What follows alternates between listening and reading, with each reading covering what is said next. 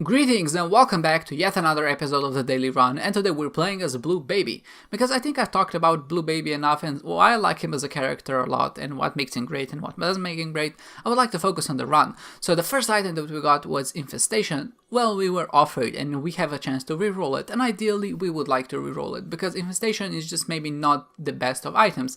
There are a lot of items that will benefit us more than Infestation would, and it would be nice if we actually got one of those. So maybe any damage up, stats up, health ups, obviously all of those would be great for us in our situation. But still, Infestation is not that good on Blue Baby, just because it does require you to get hit if you want to get flies out of it. So if you don't know what it does, whenever you get hit, you generate an X number of flies. I think it's from 2 to 4, maybe 2 to 5.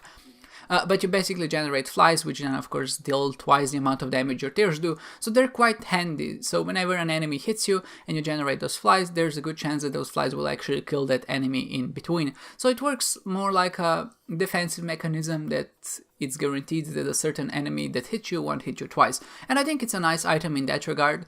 But it also has some other uses as well, especially if you have a character that actually has red health and can regenerate it.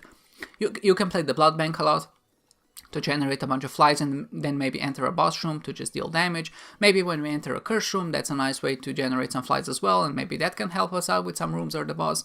Or maybe sometimes you have the Ivy bag and you can really abuse this situation to just generate a ton of flies and just rely on them clearing out the room. So in some situations, Infestation is actually a very, very decent item, because if you imagine it, it basically works like Guppy's head on an infinite recharge if you have certain item combinations, and I think that makes it really great, because I think Guppy's head in itself is a very good item indeed, just because it does allow you to clear a lot of smaller rooms very fast, and in this situation it could also be used as a boss killer. But still, because we're a Blue Baby, we can't really take advantage of those combinations, but I would still argue that it's a nice item, just because we still will get hit by enemies sometimes, just because of how this game works. You can't really escape that. And not only that, but there's also a nice chance that we'll enter curse rooms, and that's a nice way to generate some flies as well.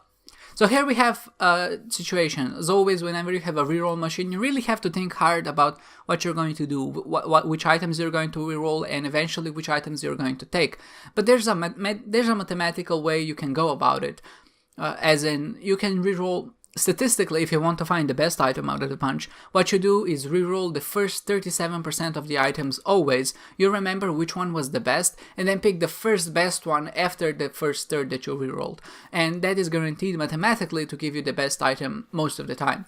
So that's great if you want to go that way, but thankfully we know what the items do, so we don't really have to resort to maths or any silly formulas to figure it out. We basically want to stop at an item that we know will benefit our run very positively. So we had a few choices there that someone might argue that we should pick up. So we had an Infamy in there, and Infamy is definitely a great item. It does defend you from some damage, but at this point this run wasn't very strong. We had the Lump of Coal, we had some tears up. I think we also had a damage up, or maybe we get one on this floor. But in general, we just weren't very strong, and we were very struggling. The fact that that was an Exile floor, it took us a bit longer than we would expect. So we're really looking for an item that will change the tides of the game. So giving us maybe any way to deal damage to more enemies, or just maybe having us, or giving us a very nice defensive mechanism that we can use, so we can maybe run into enemies a bit more and be just a little bit more aggressive and get away with it.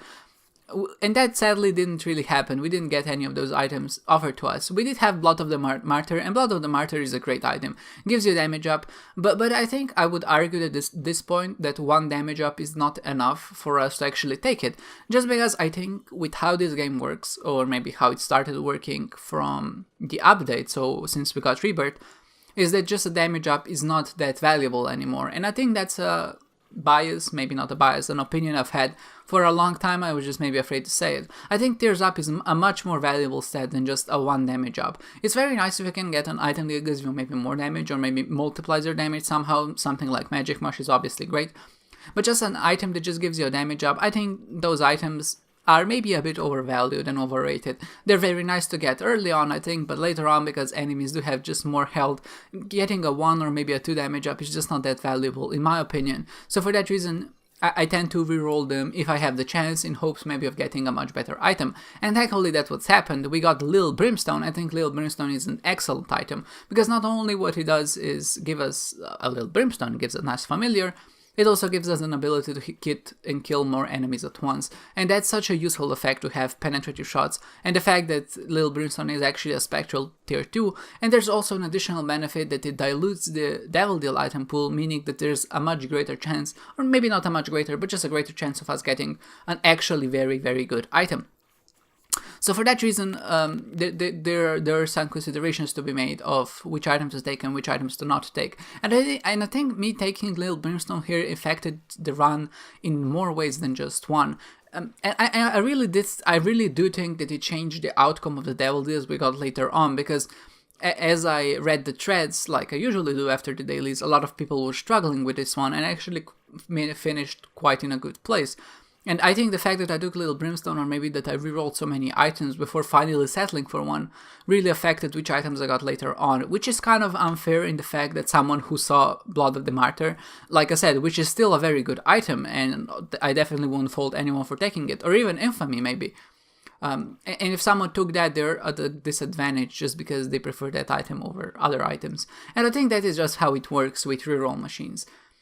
That, or maybe just any reroll effects in general, someone is going to go that step beyond to maybe get a super good item, and you're going to stop at a certain point. But I think until you get, at least on dailies, until you get a very, very strong item which allows you to either clear rooms really, really fast, which Little Brimstone does, or maybe just gives you an absurd amount of damage, or maybe it's a guppy piece or something like that, that you really shouldn't stop rerolling at items that might seem good or maybe are good but are not really, really good. And I think when you have that opportunity to reroll a lot of times, you should always reroll until either the machine breaks or until you get a really good item, because there's a chance that even when it breaks, you're still going to get a decent item out of it, and there's no reason why you should stop earlier. And if you have the coins and the bombs to afford it, obviously I would always tell you to go for it, because in that situation, it's not just about getting a high score, it's also just about getting a fun run, in my opinion. And of course, runs are more fun when you do actually get powerful items. So I think that it's quite funny that out of the runs I've played so far, I got Mom's Knife again. It seems like Brimstone and Mom's Knife are so rare when I play them, when I actually played my single player games, when I was trying to complete achievements. But in daily runs, I feel like every other, or maybe a third run, has one of those items in it, and it's quite ridiculous, but thankfully we have some fun synergies going on here. So besides the Mom's Knife, we also got Epic Fetus, and Epic Fetus is an item that I try to avoid usually just because it does make aiming awkward, in my opinion. I love the Ludovico technique, and I love the ability to actually control your tears, and the fact that Epic Fetus does the same is kind of a nice effect, but at the same time it can cause you to get hit a lot of times, especially because I'm so very tiny. We also get the butt bombs, and the fact that Epic Fetus now synergizes with Mom's Knife, we also shoot knives every time it explodes. But besides having this fun combination, we also have a way to break the game, and I think I've talked about this once, but let me talk about it again. It just seemed like a good opportunity. So if you have the jar, what you can do is basically what I'm doing on the screen. You just pick up a lot of hearts, you drop them on the ground, and you pick them up again. You just keep doing that, and what happens is whenever you pick up hearts, you actually get consumable points, but when you drop them via using the jar, they don't get deducted, and I feel like that's a bug, or maybe that's just an oversight that they didn't really program in, and I can't really blame them for that just because of how many items there are in the game, and the jar is quite a lackluster item, but in dailies it works great because you can just do that over and over again, where in my case I did it for 20 minutes, which is a bit ridiculous, but still I did want to get a very good run in hopes of actually getting a high score, just because the last 3 or 4 dailies were kind of bad and I just felt like we could do better. So for that reason I decided to break the game, or maybe just keep doing that for 20 minutes, and I used the physics of the crawl space to our advantage, because in the crawl space everything falls to the bottom. So if you just use the jar over and over again, all the hearts will collect at the bottom. So what you do is just walk left and right, which makes it much easier than if you did it in a normal room, because then the hearts kind of bounce around and it's hard to chase them, and then maybe you lose on some time and points that way. But if you do it like I did it in that scroll space, all the hearts are at the floor, and if you just walk left and right and spam the spacebar button, then that's a nice way to actually rack up a lot of points. And with that said, we did finish with the 44,000 points at ranked 17th, and I did look on Gridbot, and gridbot.com is an unofficial site which weeds out the cheater and tells you your real rank, so to say, without those who cheated.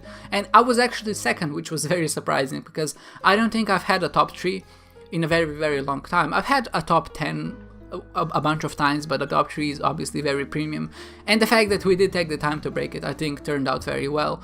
It would be even better if I didn't take so much damage penalty, because I was kind of silly with Epic Fittest, but overall I still don't think it was that bad. It could have been much higher, and the fact that it was only 4,500, and by only I mean only 4,500 for me, this is high. I should really expect on a run like this to that 2000 damage penalty run to be actually somewhat decent. But you know, it is what it is. We got so many more swag and consumable points in return, and I would say that it was a very decent run, and I hope you enjoyed seeing it, and maybe you learned something new, how to break the game. And I really felt alive today, as in I was focused, I did my best, and I think it showed in my gameplay and also in my score in the end. I hope you enjoyed this, guys. Thank you guys so much for watching, and I hope to see you next time.